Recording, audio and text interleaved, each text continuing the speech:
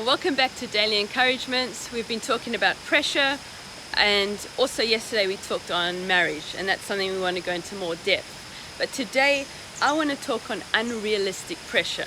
This is pressure that we could either put on ourselves, or it's pressure that can come from other people or other situations.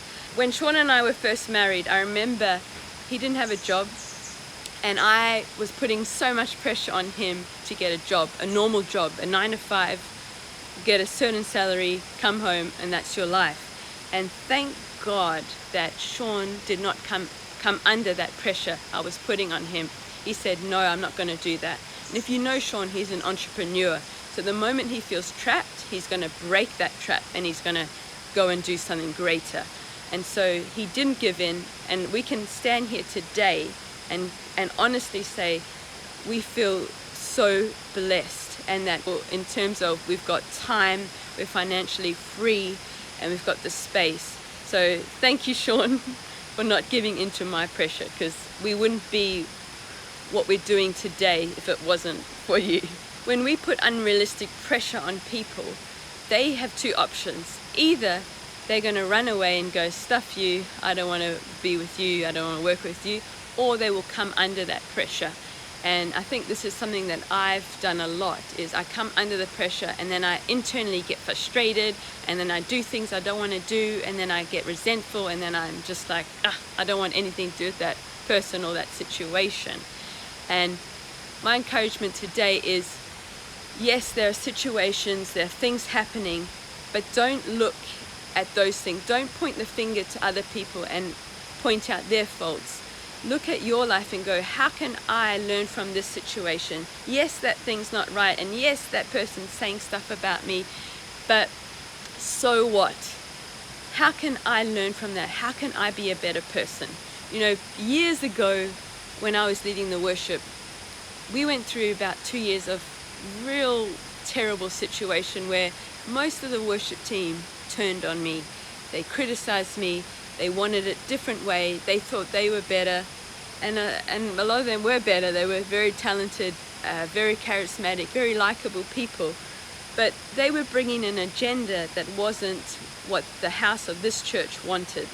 And so I came under that pressure and I succumbed to it, and I got to a place where I hated going to church. I hated leading worship, and we would be about to start worship. I would literally turn to the side, vomit out of the anxiety and the pressure and the stress, and turn back and go, okay, let's worship. And I was like that for a long time. And it took Sean, he came in, he literally stood with me, he played the guitar. He didn't want to do that, but he did it for me. And his authority being there silenced those voices. And sooner or later, those people resigned. Most of them have left Hong Kong. And a lot of those people, I don't hold a grudge against. I'm actually very thankful for that situation, because out of that, I learned and I experienced what we want for worship and what we don't want. And so under that pressure, if you know what you want, if you're clear on what you want, then you won't be tossed around. You won't be taken for a ride, because if you're clear in your head, you have a clear path. And I wasn't clear in my head. I came under the pressure. So looking back now, I think I would have handled that so differently if I was who I am right now. So my encouragement today is, don't point fingers, look at your life, be clear on what you want. You know, one day, sooner for others, we're going to be on our deathbed. What do you want to have achieved? What do you want others to remember you for? Do you want to leave a legacy that your kids and your grandkids can benefit from? Or do you want people just to forget you? I want to leave a legacy. I want people to remember me for certain things. I don't want people to go, oh great, she's dead, let's get on with life. So what is it that you want to do with your life? Be clear on that. Think about it. Write things down, as we've been saying. I loved what Jaden said on the podcast 7. He said, I like going to bed at night feeling satisfied, feeling like I achieved today.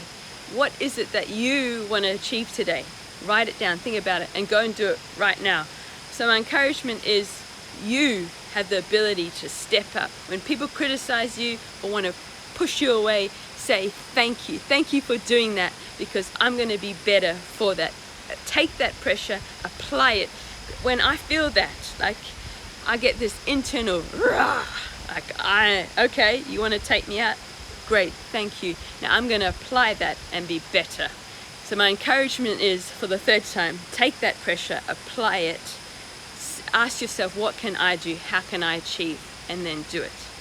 I hope that encourages you, and we will see you tomorrow.